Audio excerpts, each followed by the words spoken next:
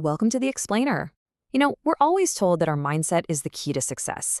But what if the link between your career attitude and your job prospects isn't quite as straightforward as we all think?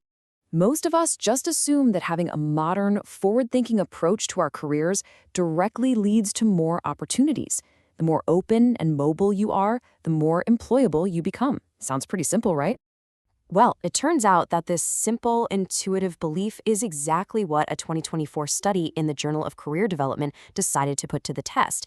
And what they found suggests the reality is way more interesting and a lot less of a one-way street than we might imagine.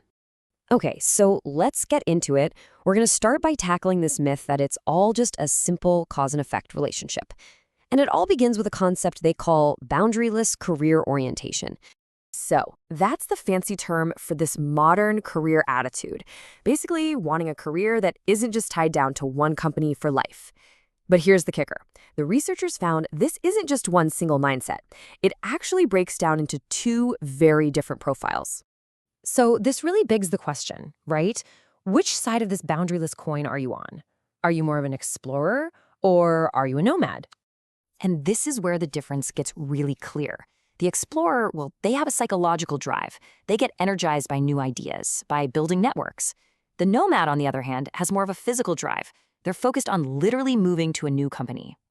Just think about it for a second. Do you thrive on making new connections and learning new things? Or are you more focused on what the next company on your resume will be? Figuring out your dominant style is the first step, but it's only half the equation. The other piece of this puzzle is getting a handle on what employability actually means here. Because, surprise, surprise, just like our career mindset, it's not just one simple thing. At its core, this is all about your own confidence in your job prospects. But here's the crucial question. Prospects where? And yeah, you guessed it, this is where the concept splits in two again. It really just boils down to one key difference. Do you feel like you have great options right here inside your current company, or are you confident you could land an awesome job out there on the open market? That's the split between internal and external employability. Okay, so let's recap. We've got two mindsets, the explorer and the nomad. And we've got two types of employability, internal and external. What the researchers really wanted to know was, how in the world do these four things actually connect with each other? So to figure this out, the researchers built this pretty complex-looking model to map out every possible link. Now, don't worry about all the acronyms. What's really important is that each one of those arrows is a potential relationship they tested using data from 134 professionals. Their goal was to see which of these connections were real and which were, just myths. And the results were pretty fascinating. All right, let's talk about finding number one. And this was all about our friend, the explorer. So for the explorers, that common belief we started with was kind of true, but with a huge catch. It only worked in one direction. Being curious and building a wide network, yeah, that absolutely boosts your confidence in finding a job somewhere else. But, and this is the key part, feeling confident about your external options didn't make people more of an explorer. It's a one-way street, not a feedback loop. But then we get to the nomad, the person who actually prefers to change jobs. For them, the story was a whole different ballgame. It was not a one-way street at all. This is the real game changer. For nomads, it's this powerful, self-reinforcing cycle.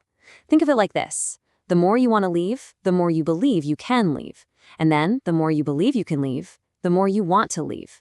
Each feeling just amps up the other in this continuous loop. And this all leads us to maybe the biggest surprise to come out of the entire study.